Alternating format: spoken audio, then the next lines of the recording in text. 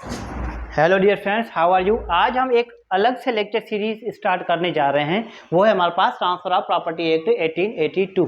अच्छा, ये जो है हमारे पास सिविल नेचर के जो केसेस जो डील कर रहे हैं, जो भी हमारे पास एडवोकेट से सिविल केसेस के हमारे पास सिविल नेचर के केसेस डील कर रहे हैं, तो फिर उनके लिए ट्रांसफर ऑफ प्रॉपर्टी एक्ट जो है समझना बहुत ही ज़रूरी है।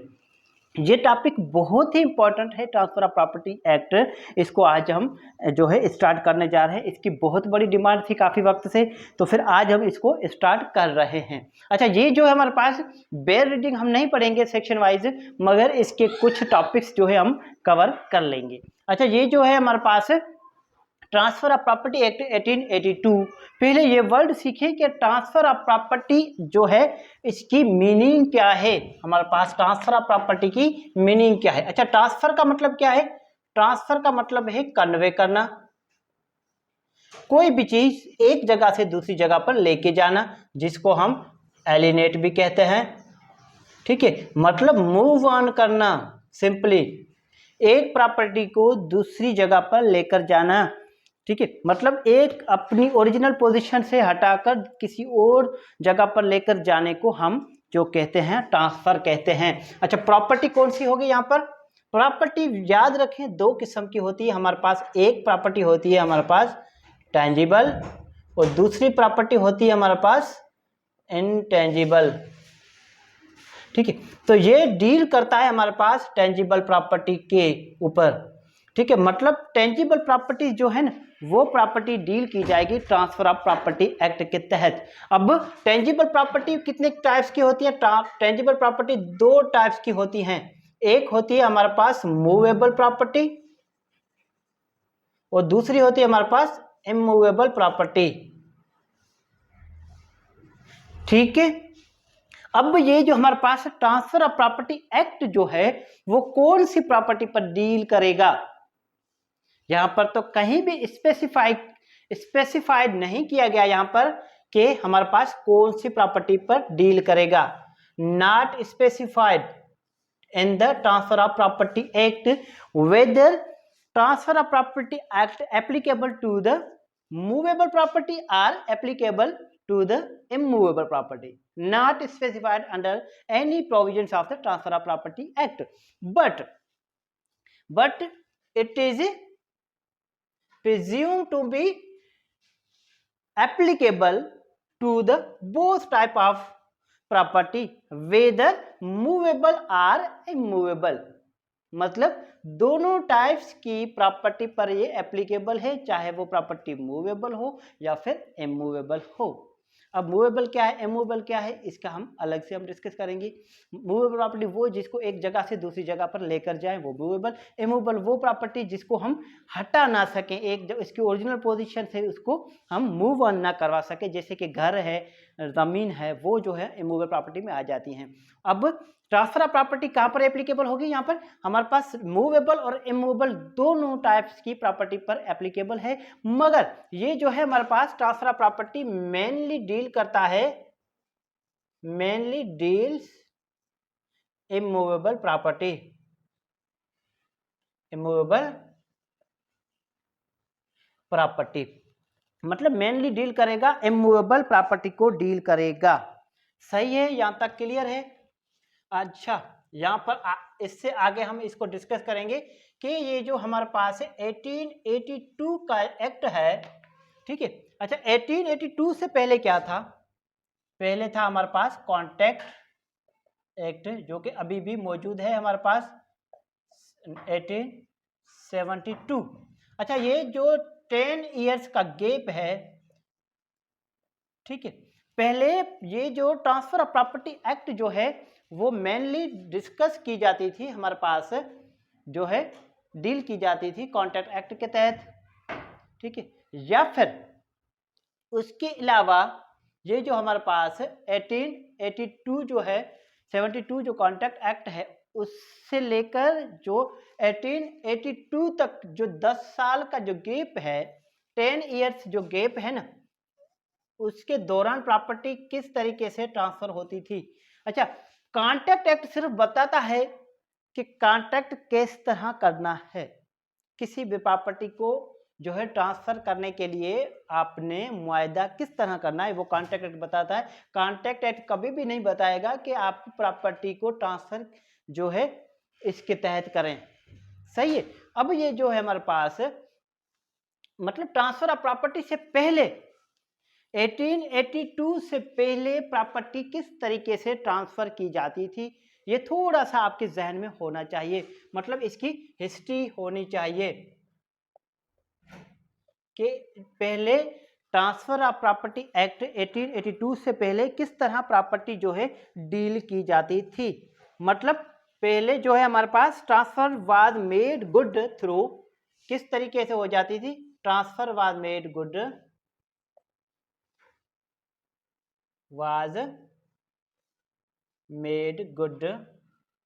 थ्रू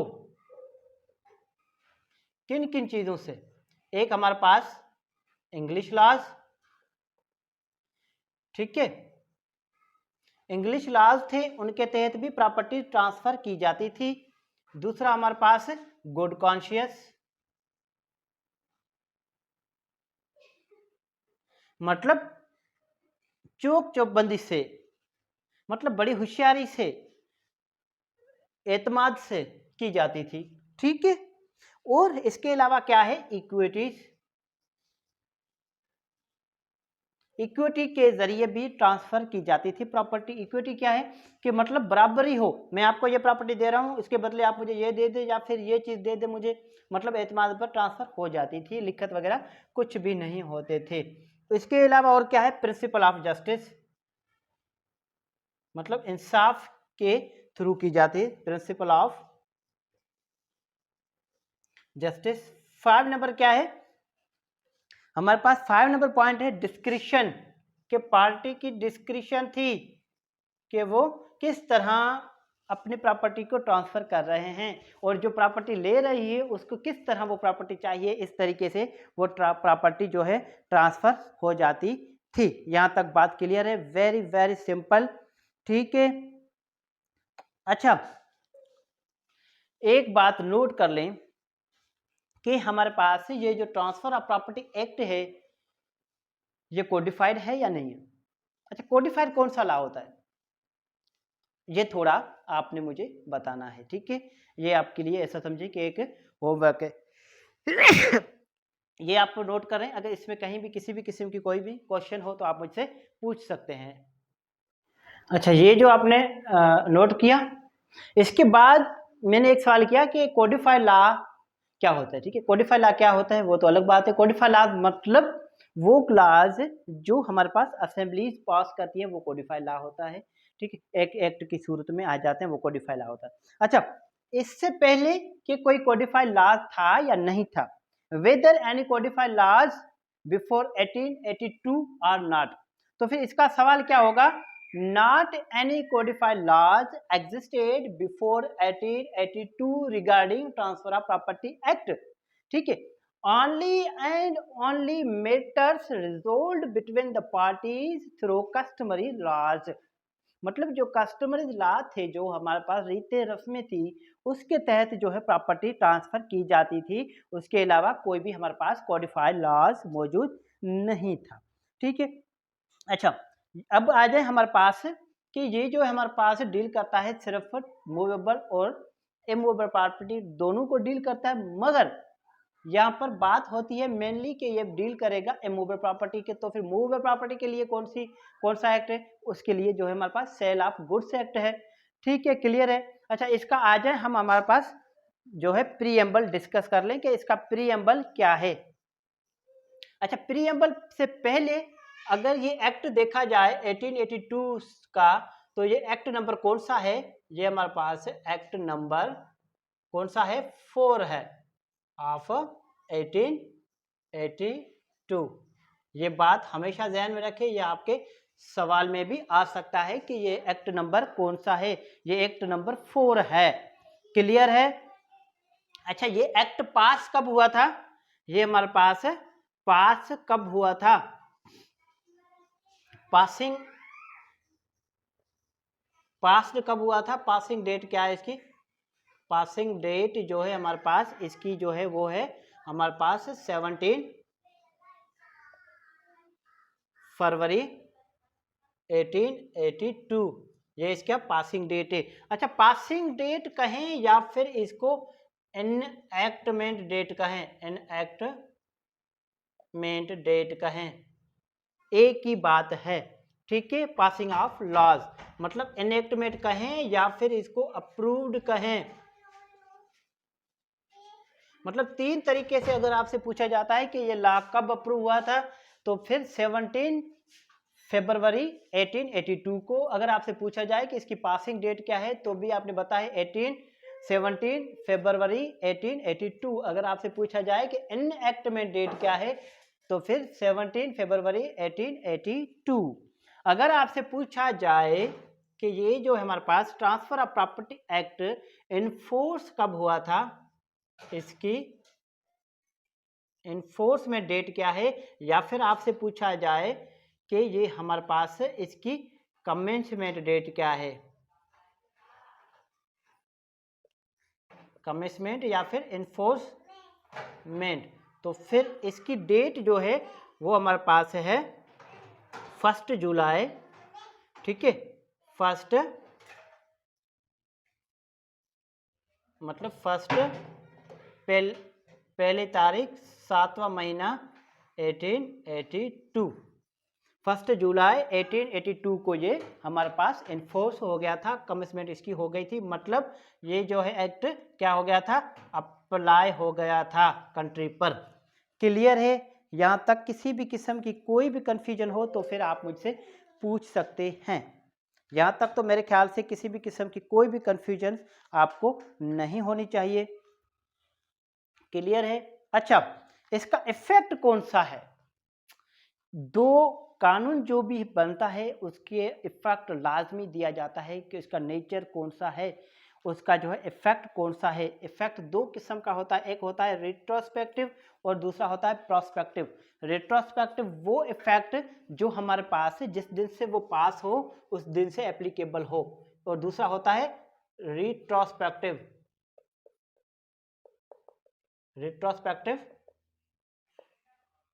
इफेक्ट, और दूसरा कौन सा है हमारे पास, प्रोस्पेक्टिव इफेक्ट। अब रिट्रोस्पेक्टिव इफेक्ट मतलब वो दिन या फिर वो तारीख जिस तारीख पे ये कानून पास हुआ है उससे पहले भी जो मैटर डील करते हैं ट्रांसफर ऑफ प्रॉपर्टी से रिलेटेड उस मैटर्स पर भी ये एप्लीकेबल रहेगा। मगर प्रोस्पेक्टिव क्या है कि जिस तारीख से ये पास हुआ है उस तारीख के बाद जो है ट्रांसफर ऑफ प्रॉपर्टी से रिलेटेड मैटर जो है इसके तहत डील किए जाएंगे। इससे पहले कुछ भी था उससे वास्ता नहीं है। तो फिर इसका इफेक्ट कौन सा होगा? ये हमारे पास नॉट रिट्रोस्पेक्टिव इफेक्ट, मतलब ये हमारे पास कौन सा है, प्रोस्पेक्टिव इफेक्ट। समझ गए आप? मतलब प्रोस्पेक्टिव इफेक्ट है, रिट्रोस्पेक्टिव इफेक्ट नहीं है। ये प्रोस्पेक्टिव इफेक्ट है, मतलब कंसर्न्ड विथ द फ्यूचर। मतलब रिट्रोस्पेक्टिव इफेक्ट है, मतलब क्या हो गया, मतलब ये पहली तारीख, ठीक है, 7वां महीना 1882 के बाद जो भी मैटर्स आएंगे ट्रांसफर ऑफ प्रॉपर्टी से रिलेटेड उन पर एप्लीकेबल रहेगा। क्लियर है यहाँ तक बात? अगर यहाँ तक बात क्लियर है तो फिर इसके बाद आगे हम डिस्कस कर लेते हैं, ठीक है। अच्छा, ये जो हमारे पास ट्रांसफर ऑफ प्रॉपर्टी एक्ट है इसके कितने चैप्टर्स हैं टोटल्स? इसके अगर चैप्टर्स आप देखेंगे तो इसके हमारे पास 8 चैप्टर्स हैं। कितने चैप्टर्स हैं?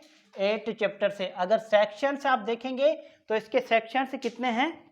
इसके चैप्टर्स जो है हमारे पास 8 हैं और इसके सेक्शन जो है 173 सेक्शंस हैं। क्लियर है यहाँ तक बात? अगर यहाँ तक क्लियर है बात तो फिर इसके बाद हम आगे इसका डील करते हैं कि ये जो ट्रांसफर ऑफ प्रॉपर्टी एक्ट जो है उसके अंदर से हम जो पढ़ना इसको शुरू करते हैं। जी डियर फ्रेंड्स, नोट कर लिया आपने? अच्छा, अब चलते हैं इसके प्रीएम्बल पर। अच्छा, प्रीएम्बल पर चलने से पहले ये जो हमारे पास ट्रांसफर जो होगा वो किन तरीके से होगा। अच्छा, ट्रांसफर भी दो तरीकों से होता है। ट्रांसफर का मतलब तो आपको समझ आ गया कि कन्वे करना या फिर एलिनेट करना या फिर मूव ऑन करना, किसी भी प्रॉपर्टी को मूव ऑन करना। मगर ट्रांसफर किन तरीकों से होता है? ट्रांसफर जो है हमारे पास दो तरीकों से होता है। एक होता है हमारे पास ट्रांसफर किन तरीकों से होता है, एक होता है हमारे पास by act of party,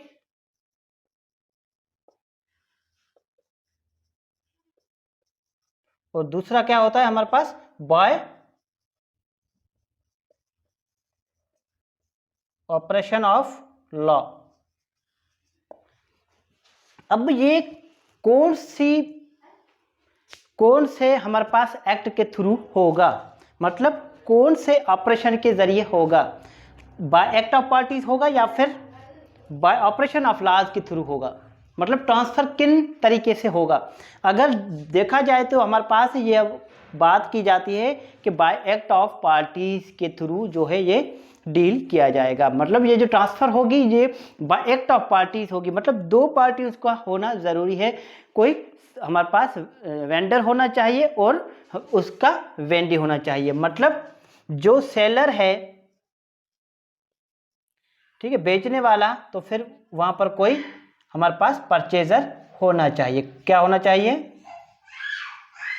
purchaser होना चाहिए। ठीक है, मतलब सेलर है, वहां पर क्या होना चाहिए? परचेजर, मतलब बायर होना चाहिए। मतलब दो पार्टी, एक ए है कोई प्रॉपर्टी बेचता है और एक दूसरा बी है जो खरीदार है, जो प्रॉपर्टी लेना चाहता है। ठीक है, मतलब ए जो है वो क्या है? वेंडर। ठीक है, ट्रांसफर ऑफ प्रॉपर्टी में क्या कहा जाएगा? सेलर, परचेजर नहीं, यहाँ पर कहा जाएगा कि ये वेंडर है, और जो खरीदार है उसको क्या कहा जाएगा? उसको कहा जाएगा वेंडी। ठीक है, मतलब ये काम जो कर रहे हैं कौन कर रहे हैं? पार्टीज कर रही है, कानून नहीं कर रहा। और बाय ऑपरेशन ऑफ लॉज जो है वो कानून के थ्रू हो, मतलब पार्टीज ना हो। मतलब ए यहाँ पर है, कोई ए है, ए के तीन बेटे हैं एक्स वाई जेड।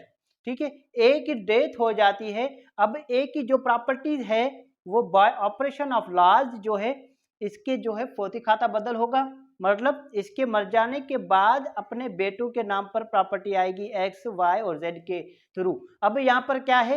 ए था जिंदा, जो ए ने लिख कर दिया? नहीं, किसने लिख कर दिया है? किस तरह से आई है? बाय ऑपरेशन ऑफ लॉज आई है। ठीक है, तो फिर ये एप्लीकेबल है सिर्फ और सिर्फ बाय एक्ट ऑफ पार्टीज, कि बाय एक्ट ऑफ पार्टीज जो है ये डील करेगा, इसके अलावा bye operation of law deal नहीं करेगा। अच्छा, इसका एक एक्सेप्शन है ट्रांसफर ऑफ प्रॉपर्टी के अंदर, अंडर सेक्शन जो है हमारे पास 57 जो है, ये कोर्ट सेल जो होती है वो एक एक्सेप्शन है कि बाय ऑपरेशन ऑफ लॉ जो है कोर्ट सेल की जाती है। वहां पर दो पार्टीज नहीं होती है, वहां पर क्या होती है? हमारे पास बाय ऑपरेशन ऑफ लॉज होती है। वो इसकी एक जो है हमारे पास एक्सेप्शन दी गई है यहाँ पर। क्लियर है? यहाँ तक अगर क्लियर है तो फिर इसके बाद हम आगे डील करते हैं। क्लियर है? ठीक है, अब चलते हैं इसके प्रीएम्बल पर। अच्छा, प्रीएम्बल क्या बात करता है? An act to amend the laws relating to the transfer of property by act of party. अब इसके प्रीएम्बल जो है, प्रीएम्बल के अंदर ही कहा गया है कि ये कानून जो है सिर्फ और सिर्फ पार्टी के जो एक्ट हैं, पार्टी जो काम करेगी, पार्टी जो लेन देन करेगी, सिर्फ उस पर ही ये एप्लीकेबल रहेगा। उसके अलावा किसी कानून के थ्रू अगर किसी को कोई प्रॉपर्टी जाती है तो फिर वहां पर एप्लीकेबल नहीं है। उसके लिए एप्लीकेबल है हमारे पास सक्सेशन एक्ट है।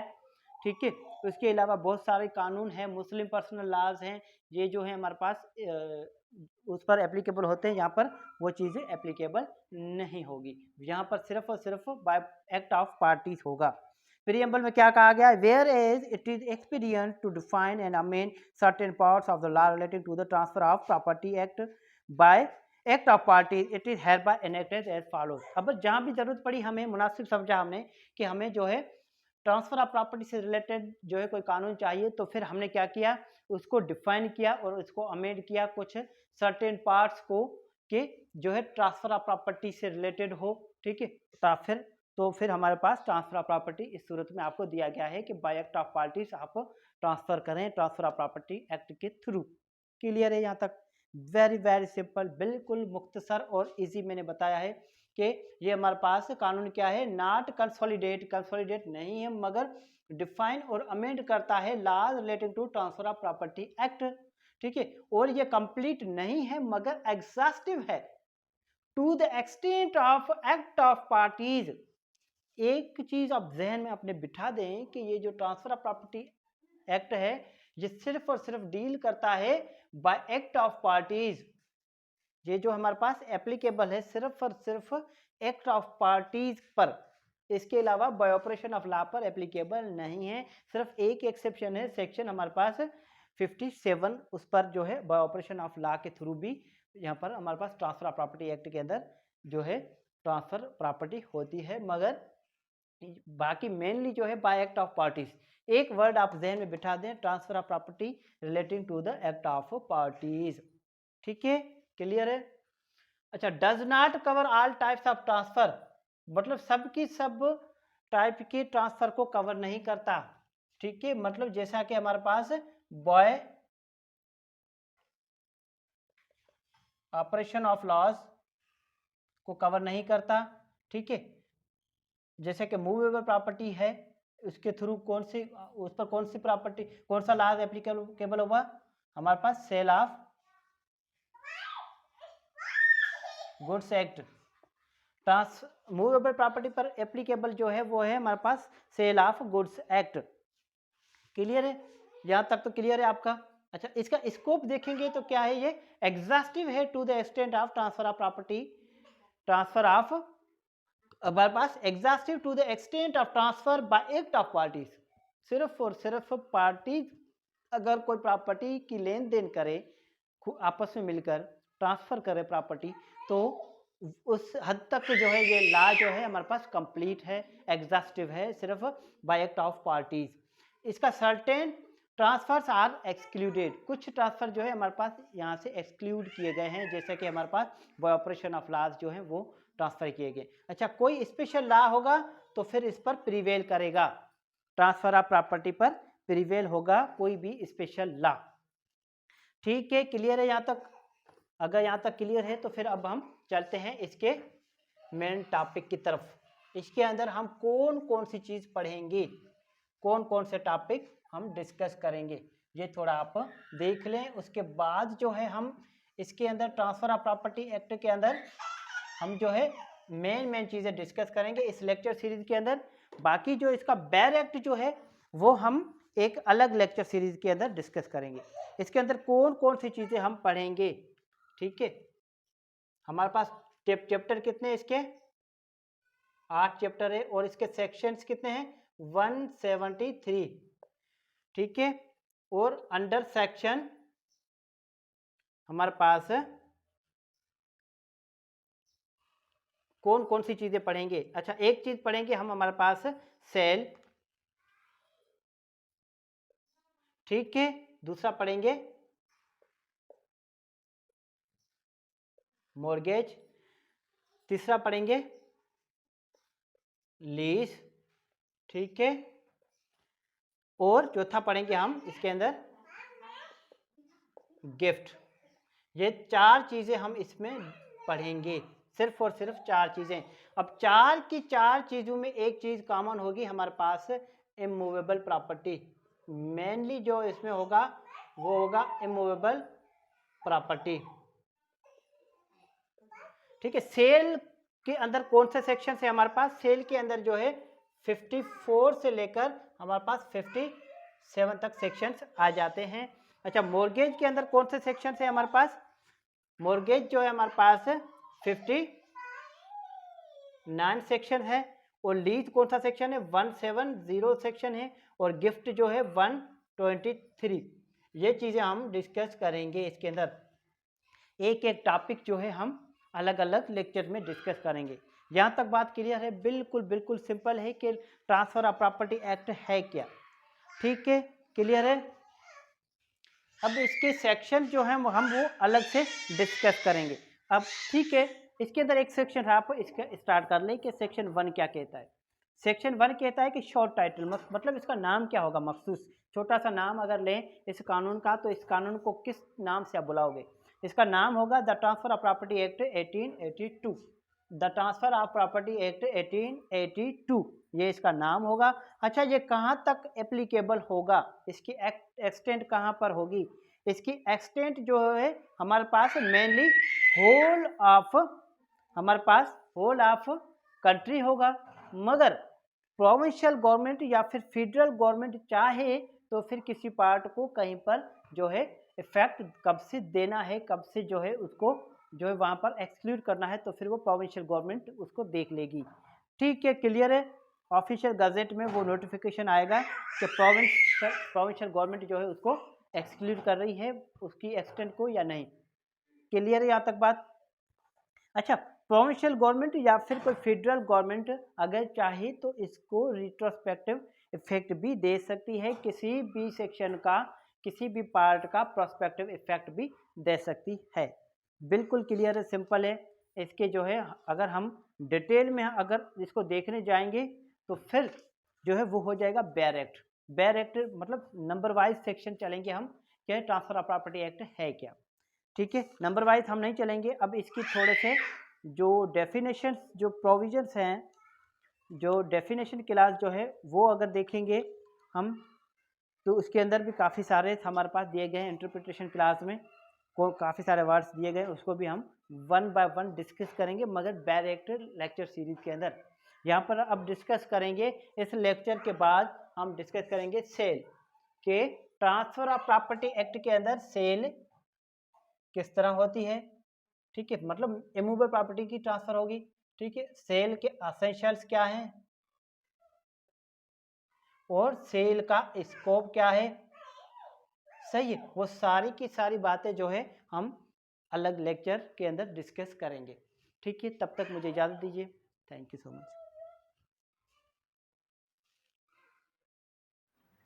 Hello dear friends. अच्छा, इसमें एक चीज़ रह गई थी हमारे पास कि ट्रांसफर ऑफ प्रॉपर्टी एक्ट 1882 में जो ट्रांसफ़र होगा वो किस तरीके से होगा, क्योंकि ट्रांसफ़र तो हमारे पास दो किस्म के हैं, एक है act of the parties, by act of the parties, और दूसरा है by operation of the law. By operation of law हम नहीं करेंगे, क्योंकि हमारे पास by act of the parties जो है उसको डील करेगा। मतलब ट्रांसफ़र जो होगा वो होगा by act of the parties के थ्रू। मतलब ट्रांसफर किसके थ्रू होगा, बाय ऑपरेशन ऑफ लॉ या bye act of the parties. By act of the parties मतलब इसमें क्या इन्वॉल्व होगा, हमारे पास ये होगा इंटर वाइवोस,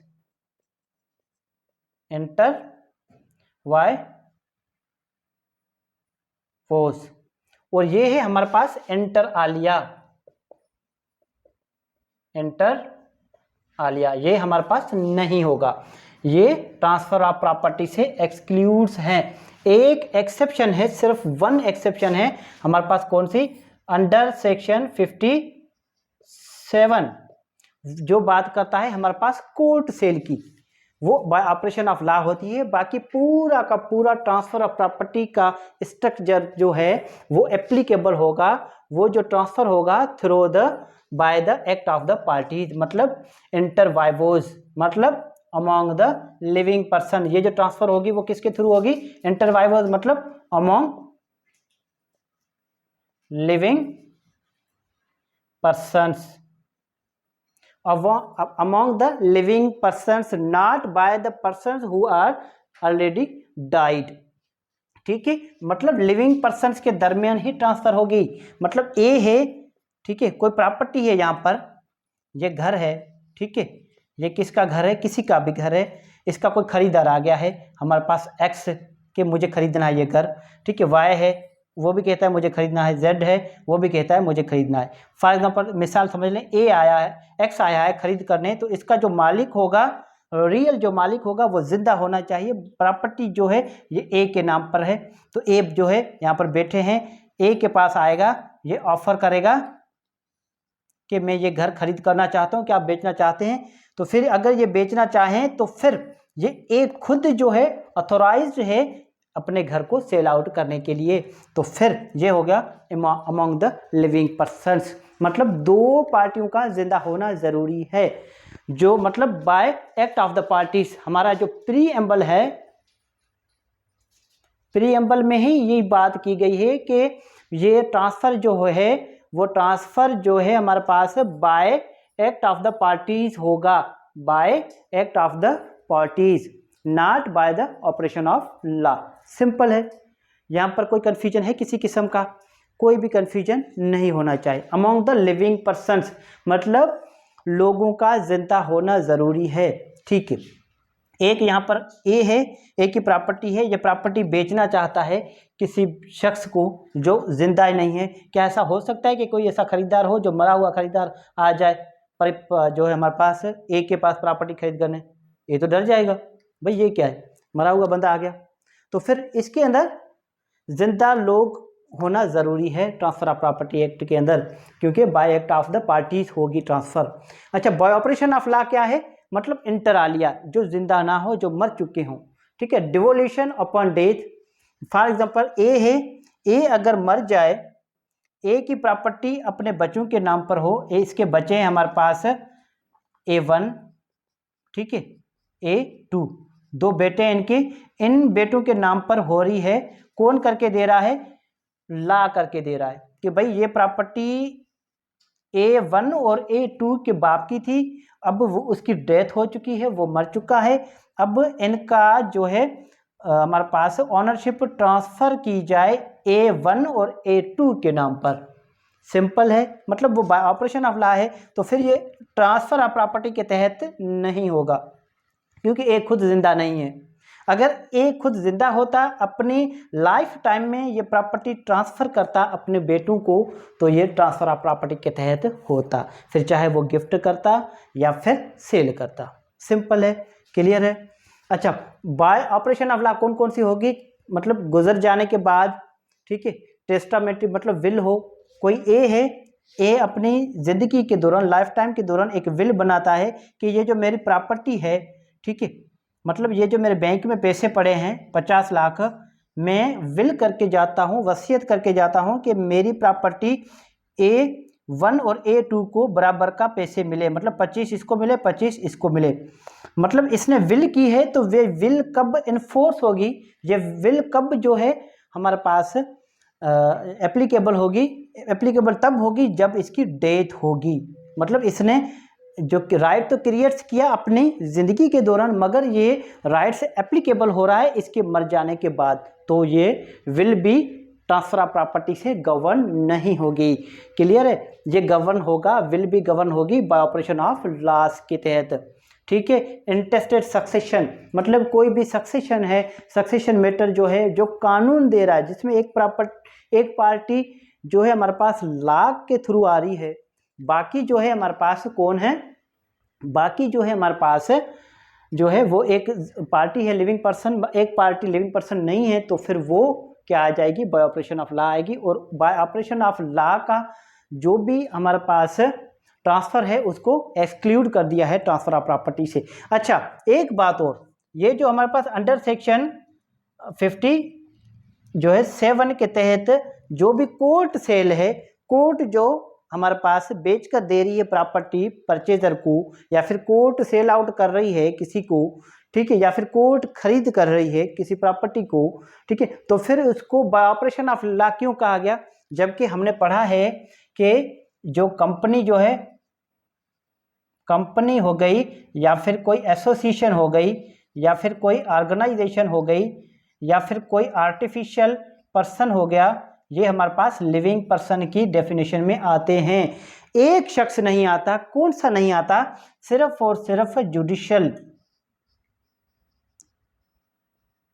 जुडिशरी लिविंग पर्सन की डेफिनेशन में फॉल नहीं करता। इसीलिए कोर्ट सेल अंडर सेक्शन 57 जो है वो हमारे पास by operation of law govern होगा, ठीक है। मतलब पूरा का पूरा ट्रांसफ़र ऑफ प्रॉपर्टी जो है एक्ट जो है वो हमारे पास ट्रांसफ़र होगा by act of the parties, मगर एक सेक्शन है, एक्सेप्शन है उसकी, 57 जो है by operation of law transfer होगा। क्लियर है डियर फ्रेंड्स? मतलब पार्टियों का जो है होना ज़रूरी है, जिंदा पार्टियों का होना ज़रूरी है। जिस शख्स के नाम पर प्रॉपर्टी है वही शख्स ट्रांसफ़र कर सकता है, उसके अलावा और कोई ट्रांसफ़र नहीं कर सकता है। हाँ, ऐसा भी हो सकता है कि जिस शख्स के नाम पर प्रॉपर्टी है, ए के नाम पर प्रॉपर्टी है, तो फिर ए किसी को अथोराइज कर सकता है, क्योंकि ए खुद जिंदा है। ए ने सी को कहा है कि आप जो है मेरे तरफ से अथोराइज पर्सन है, आप मेरी प्रॉपर्टी सेल आउट करें। अब बी जो है इससे प्रॉपर्टी खरीद कर सकता है ए के बिहाफ पर। क्लियर है? Thank you so much.